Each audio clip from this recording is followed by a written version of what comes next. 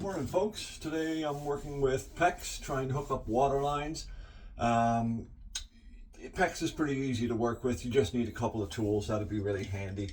One is a decent pair of snips, cutters to cut the pipe with.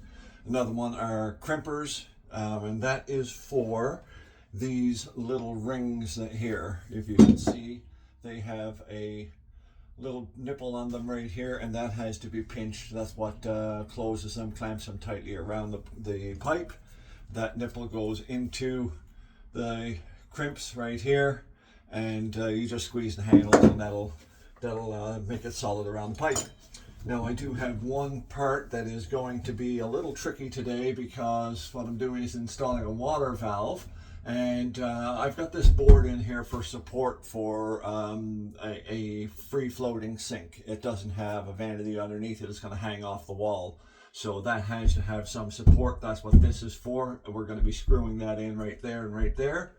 I'm very tight over in the corner right here, where I've got to put a water line coming down in behind that and connecting to my cold water right here. So that's going to be a little bit tricky, but other than that, it should go pretty straightforward. The hot line is the red one. It's going to hook up right here once we get it done. And yeah, so it should be pretty easy. I'm going to show you how that goes. So I'm going to need to extend this one, obviously. I'm going to put a crimper on here first, or a crimp ring on here first.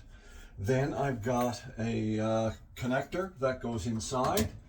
You just pop it in right there till it goes flush. You can't go in any further.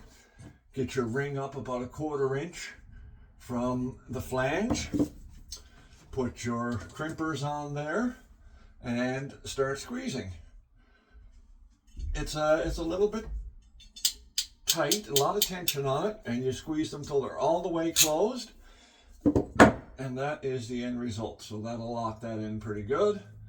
And then we're going to cut a piece of, it's supposed to be blue line. They've changed it somewhere along the way. White line also represents cold, but blue is what you use for a cold water line. So we want to have a piece that is going to be long enough to get me up there. So I'm going to temporarily tag this one into the wall, this valve, and that'll hold it in place so I can get a good measurement once I find my screws. There we go, there's one right there. So we're going to pop that in. I want the spigot, which is under this white plug here, to be centered pretty much on the vanity. And I'm going to make it 4.5 inches above the top of the vanity, which is what the customer requested. Okay, so that's going to go there. I am going to need a piece to go from there, from that top of that flange, to this one here.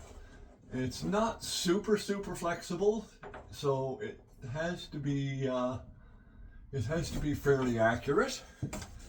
Now I'll take my cutters, my pipe cutters. These things work wonders. So you just pop that into where you want it, squeeze, and you've got your cut. It's pretty easy. So I'm going to need another clamping ring. Another 2 clamping rings actually, one on the bottom and one on the top. So I'll pop them in place, one on each end of the hose, and on the tubing, I guess it's correctly called. And one end has to go over there and be crimped, and the other end has to come onto this and be crimped. So it might be easiest if I take this thing back off the wall again to get that in there. We'll see here. I might be able to get it in if I just tip it a little bit. That's why I only put 1 screw in it. So I can twist it and tip it and get that lined up there. Should be able to go on. Maybe. If not, I'll take it off. It looks like I'm going to have to take it off. I'll screw it back on again afterwards. I just wanted to get an accurate measurement. That's why I put it in.